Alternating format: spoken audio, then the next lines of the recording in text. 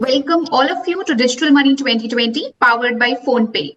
Without any further delay, let me welcome our moderator for the session, Mr. Karthik Rajaram, Senior Director and Country Head, India Business Freshworks, and our speaker, Mr. Suhail Samir Group, President Bharat Pay, for a fireside chat on innovating customer service technology, reimagining comfort in digital payments.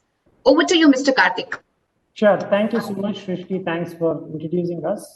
Hey, audience, welcome. Thank you all for taking the time out to be a part of this fireside chat. Thank you, Suhail. I'm extremely thrilled to be talking to Suhail from Bharat Pay. I think Bharat Pay is a company that I've been tracking for the last couple of years. The kind of growth that they've had in the last couple of years is phenomenal, right? The way they're changing the landscape on the digital payment side for the merchants, right? I was reading somewhere that we have about 140 to 150 fintech startups that focus on the consumer, but very few that focuses on the merchant itself, which is an important part of the ecosystem, right? So Suhail, a very warm welcome to you. Thank you, guys. And very quickly, the way I want to do it is I just want to there are a few things that are top of mind for me. I'll ask you these questions, pick your brains, and then as we progress through the next 30 minutes, there are questions from the audience, which I'm sure there are many. I'm going to take those, right, and see how much we can cover in these 30 minutes, right? Absolutely. So Suhail, just jumping in, right? Bharat Pay, right? Superb startup, last couple of years, the kind of growth that you guys have had. You guys are foraying into various other segments like lending and things like that, right? So when you look at the customer for Bharat Pay, it's the merchant, right? And we talk a lot about the consumer, the profile of the consumer, the millennials, that aspect of things. But when we talk about merchant as a profile itself, right? First, understanding the customer and the nuanced understanding of the customer is extremely critical for us to even build out those customer journeys. If you have to look at comfort or simplification or providing a wow experience, we need to understand the customer first. So from a Bharat Pay standpoint, which is doing pioneering work in this space, I want to understand, how do you think about the merchant as a customer, right from, let's say, acquisition to advocacy? No, absolutely. I think, as you rightly said, there are a lot of companies which are solving the consumer side of the problem. And we felt that merchant somehow was an equally critical element of this transaction.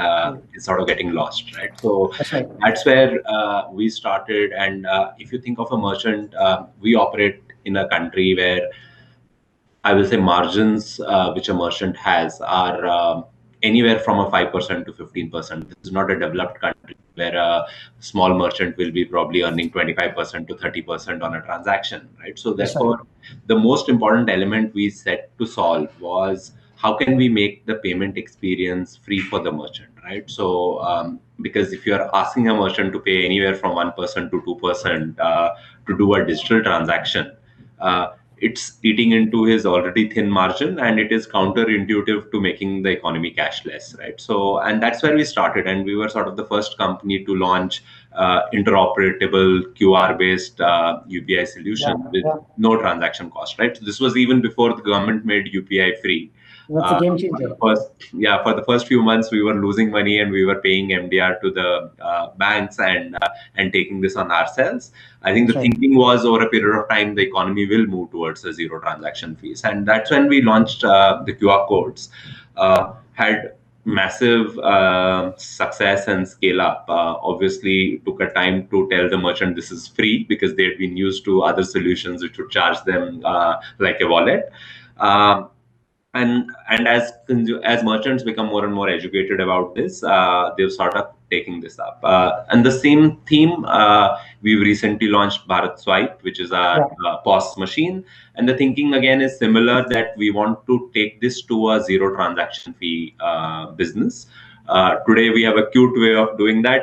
Let's not spend time on it, but the thinking is to take it to zero, right? So once the payment leg is solved, and once the merchant knows that I can use the Bharat Pay solutions to actually accept payment for free, that's where the real business gets built, right? Because this is, as a merchant, the biggest problem any merchant in India has is probably access to credit, right? So, and as more of our platform gets used for payments, we become better at sort of underwriting a merchant for credit. We become better to enable other services for him, whether it's send money, whether it is as simple as insurance for his shop or family. And that sort of is where we hopefully make money. but the intent there is also to be to offer merchants a solution which no one else provides them, right? And many of these are people who don't have access to formal lines of credit because they don't necessarily have a large banking track record. They don't have many of them are new to credit in the formal way. So how can you underwrite such merchants and solve their most critical business problems? One is to get payments for free, and B is to sort of open a line of credit and other services to them. So that's at least how what we set out to solve. First 2 years have been exciting, but still a long way to go.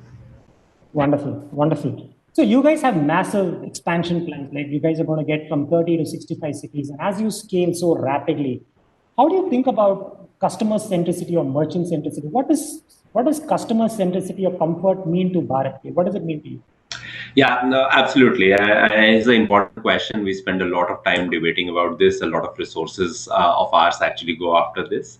I think the first and the most critical is trust, right? So merchants needs to trust you with their money. It is very easy to give a loan to someone. It is very difficult to ask him to keep his money with you or tell him you will settle his transactions, right? So therefore, I think the first thing before anything else we set out to solve was UPI is a complicated transaction, both on the transacting side as well as on the receiving side. It has NPCI, it has the bank, it has the issuer, it has the acquirer. Each payment goes through like 4 such checks, right? So, and therefore, historically, UPI transactions have had a relatively low success rate. And when I say low, I don't mean like horrible, but 92, 93%, and similar settlement rates into the bank. And this is a big problem, right? If 8% of your transactions are not going through and 8% of the time the money is not coming to your bank account on time, it sort of defeats the purpose and beats the trust, right? And that's what we actually spend enough and more than enough amount of resources, whether it's in terms of capital, whether it's in terms of technology, whether it's in terms of people, because that's sort of the table stakes, right? And I think what we've done on that side has sort of really built that trust, right? We use AI and ML to even like say which bank will be used for settlement at what time of the day based on like historical failure rates, which has, I think net, we have a transaction success rate of more than 99% and a settlement rate of 99.6% on time.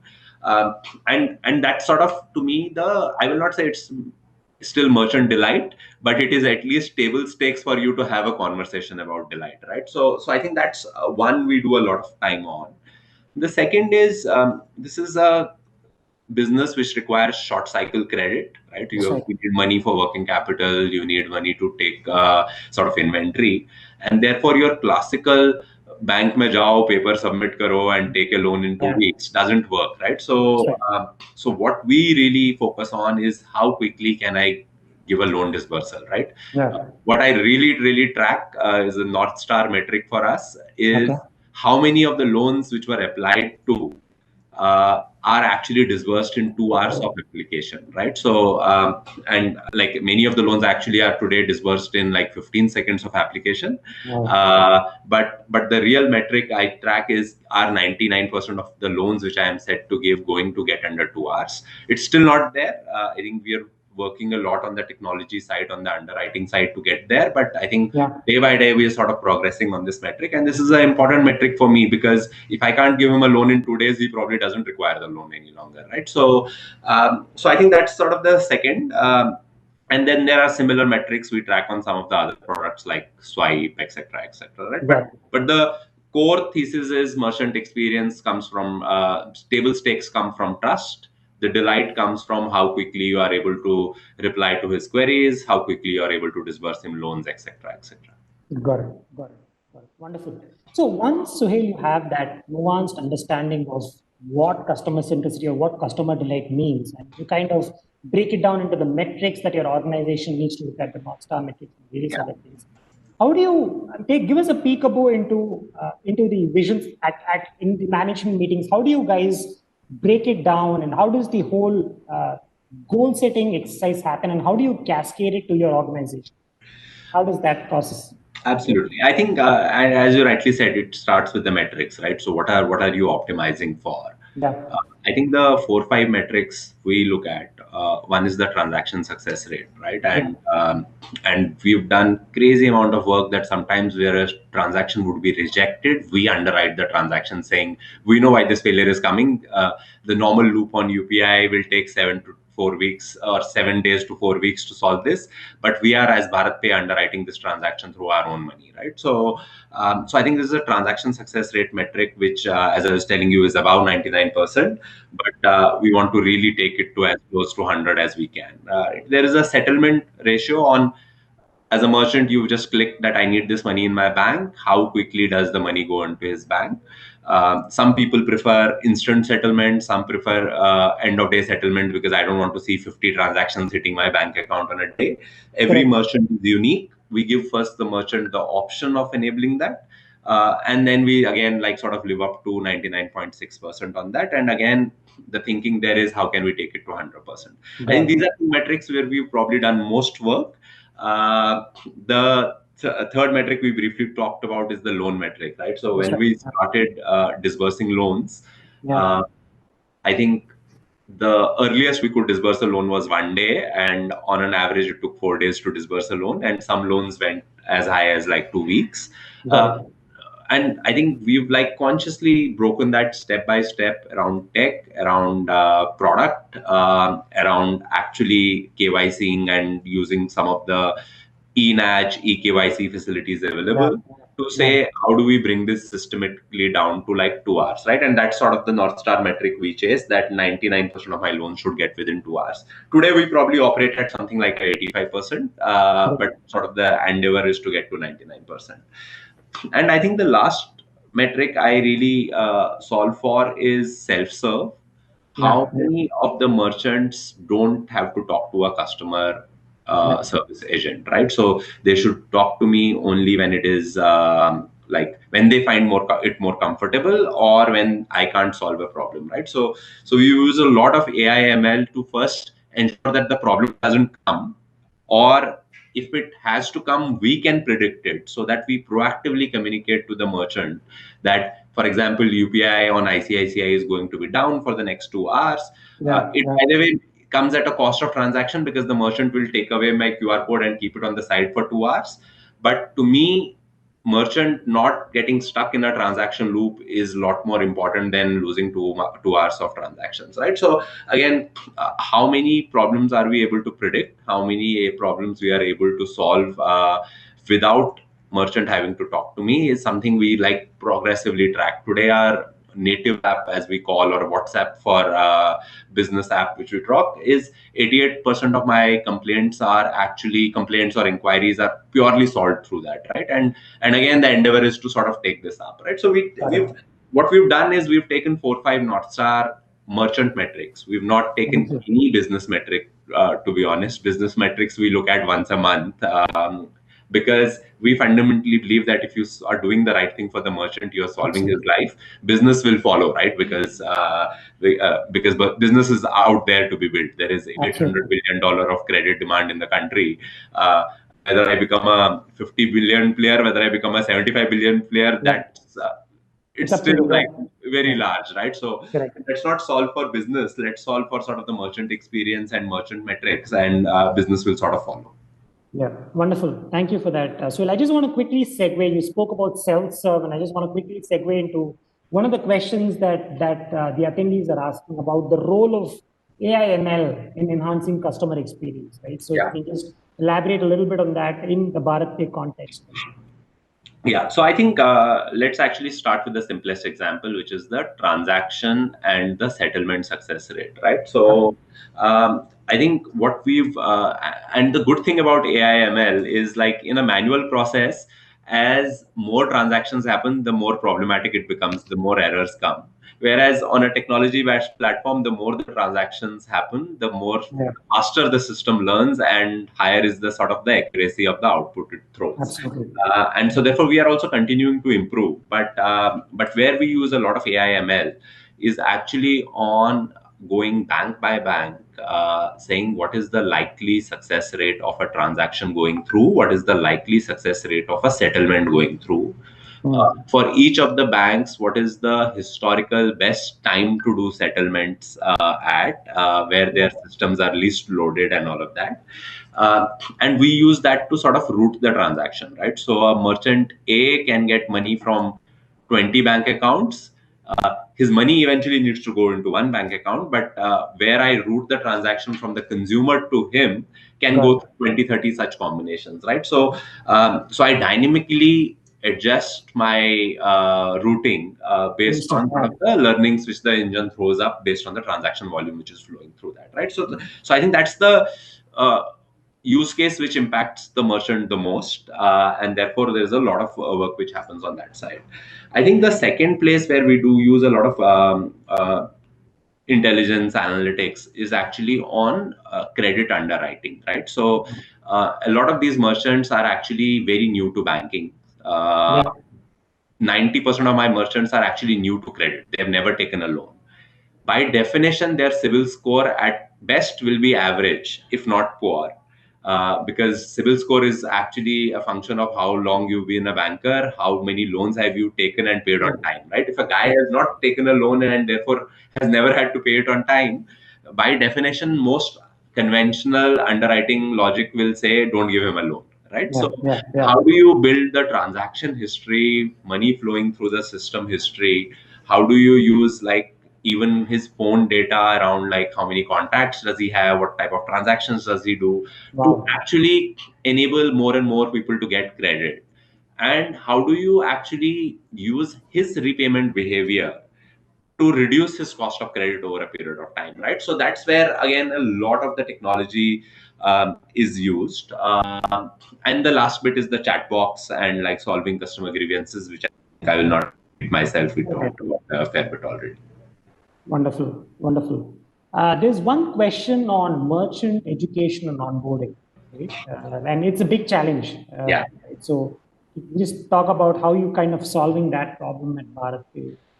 Yeah, so and it's a legitimate problem, and this becomes starker and starker as you go down the tiers in the country, right? So a tier 1 merchant who's probably had exposure to 3 of us understands this better. A tier 3 merchant who's probably only seen maybe a PhonePe or a Paytm understands this lesser, especially given their earlier products were not interoperable. Their earlier products were wallet based where there was a transaction fee, right? So, and that's why, by the way, our merchant onboarding process is not as digital as we would have liked to, right? So we are a predominantly offline merchant acquirer, right? So feet on street will go to the merchant and explain him the product, explain a use case, do a test transaction with him, do a test settlement into the bank account with him.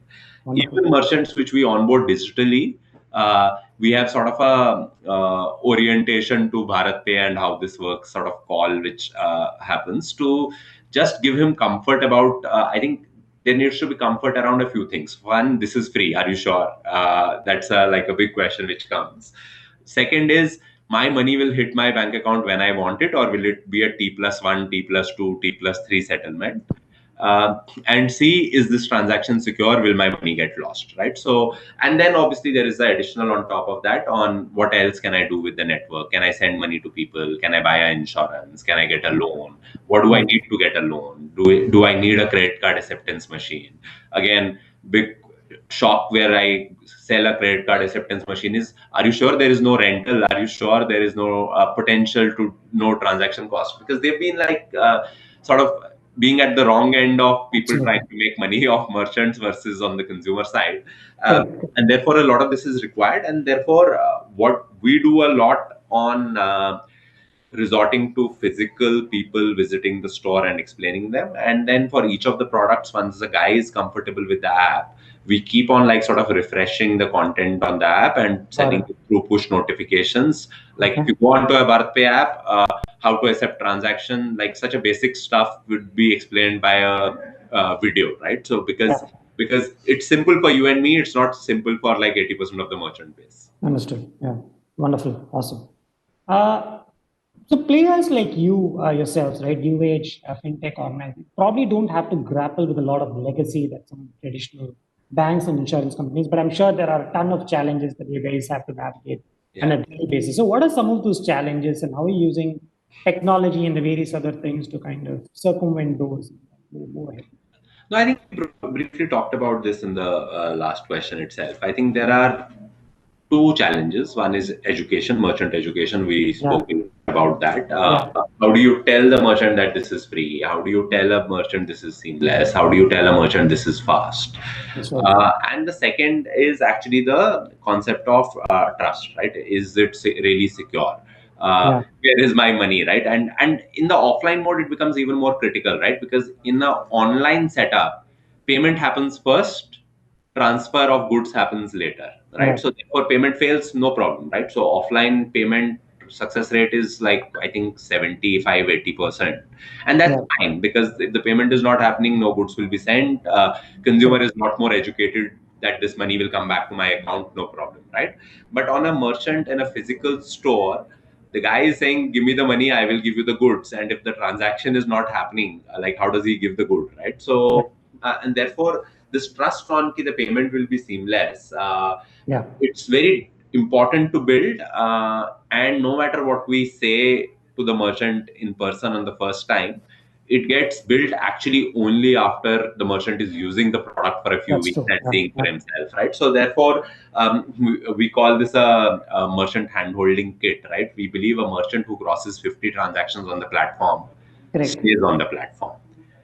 Most of the churn drop-offs happen actually in the first 15 transactions. India also has a habit of saying yes to everything, right? So if you go to a store, sir, QR code laga do, bole, haan, please laga do.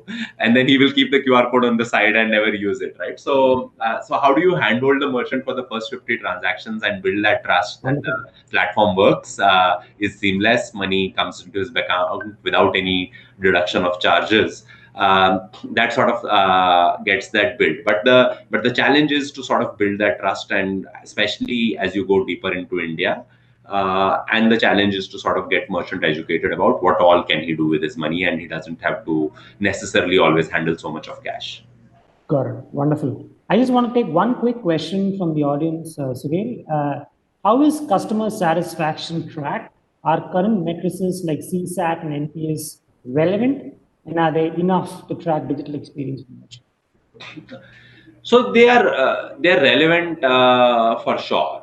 We do track our CSAT scores. We do track our complaints. But I think this is also a world where customer is like just a click of a button away from you, right? So instead of like resorting to your conventional CSATs, we have our own set of metrics we want to ensure we are on top of.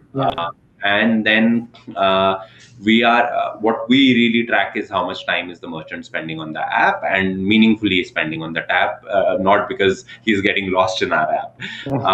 And that sort of gives us a sense, as merchant does more and more transactions with us, as he uses more use cases on the product with us, that's a good enough sign on that merchant is happy with you, right? So, but having said that, we do CSATs. We even use external agencies to do a what you call a tracking survey on product happiness, not happiness, understanding of our product offerings, standalone and versus competition. But those are more proof of stamps on that what you are doing is actually working.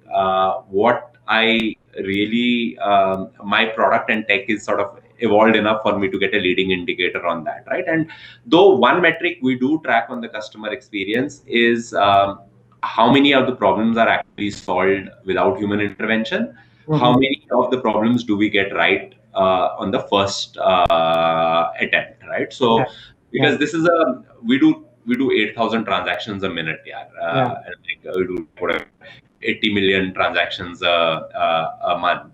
You are bound to have some issues. So therefore, it's not necessarily about. Obviously, you try to reduce the issues as much as possible, but what is really important is how quickly do you sort of course correct and get the merchant his money back, right? So and therefore, first time intervention solution without human intervention is like a more the way I see it. Wonderful, wonderful. I think just quick time check. I think we have another 2-3 minutes.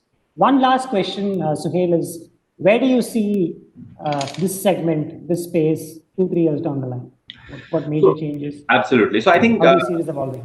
Yeah, so I think digital transactions will continue to grow. There is, I think, no stopping. COVID has been horrible for many things, but has been great for digital payments and the penetration of it. My parents would have never used a digital payment mode beyond a credit card, but now they are using UPI left, right, center, right? So I think this UPI, as you know, just clocked 2 million transactions last month, probably has grown another 10% this month. I think this will continue to grow. I would not be shocked if this is like 5x, 6x of this in the next 5 years, right? So, so digital transactions will continue to grow.